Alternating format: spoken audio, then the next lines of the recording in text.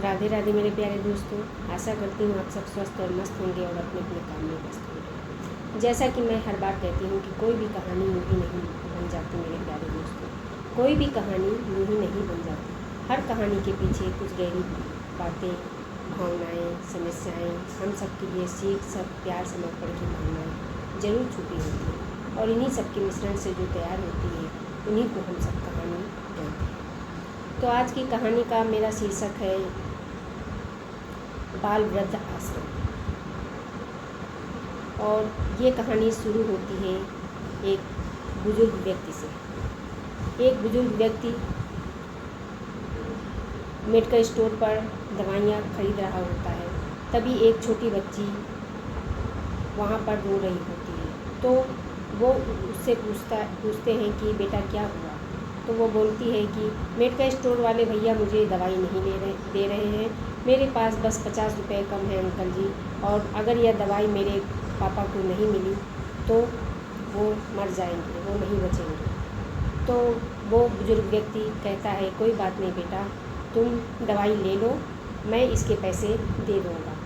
और medical store वाले भैया से कहते हैं कि आप इस बच्ची को दवाई दे दो, इसका पैसा मैं दे दूँगा। वो मेडिकल स्टोर वाला भैया उसको दवाई दे देता है और इसके बदले में बुजुर्ग व्यक्ति अपने पॉकेट से पैसे निकालता है, 500 रुपये, और उसको देता है। बाकी बचे हुए पैसे को भी उस बच्ची को कहता है बेटा तुम ये ले जाओ। फिर वह चली जाती है और बुजुर्ग व्यक्ति भी बिना दवाई लिए वापस घर आ जाता है। और जब घर में आता है तो शाम हो चुकी होती है। सभी लोग डाइनिंग टेबल पर बैठे खाने का इंतज़ार करते हैं।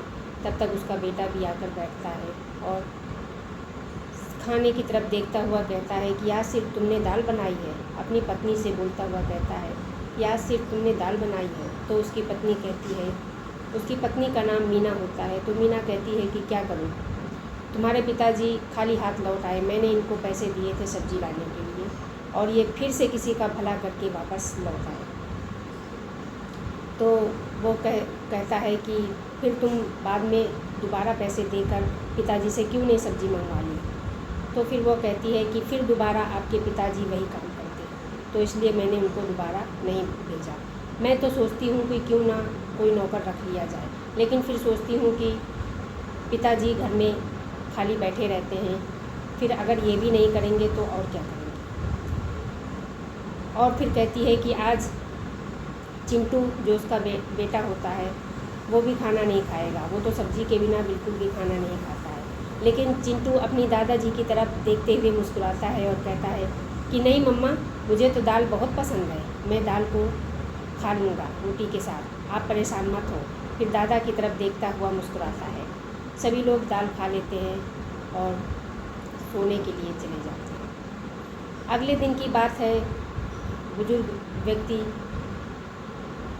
व्यक्ति उठता है, अपना तैयार होता है, फिर चिंटू को स्कूल लेकर जाता है ऑटो से, और चिंटू को स्कूल छोड़ता हुआ जाता है। फिर चिंटू कहता है कि दादाजी आप भी ऑटो ले लेना, पैदल मत जाना, नहीं तो आप घर जाते जाते थक जाओगे। तो वो कहता है कि नहीं बेटा, तुम मत परेशान हो, मेरी तो पैदल चलने की आदत है। तो चिंटू कहता है मुझे पता है कि मम्मी ने आपको सिर्फ 10 रुपये देकर भेजे हैं, और आप इसी वजह से आप लौटते समय पैदल ही जाओगे, और मुझे सिर्फ लेके जब आए हो तभी आपने ऑटो किया है। तो वह कहता है नहीं बेटा, ऐसी कोई बात नहीं है, तुम स्कूल जाओ और फिर शाम को दोपहर में मिलेंगे तुमसे। वो बाय बाय करता हुआ स्कूल की तरफ चला जाता है। फिर अगले दिन की बात है। उसके बेटे बहू ने उसको कुछ पैसे दिए थे बैंक में जमा करने के लिए। वह बैंक में जाता है, लाइन लगाता है, 2000 रुपये की नोट रहती है, और कुर्ते से उसकी नोट बाहर की तरफ दिखती है।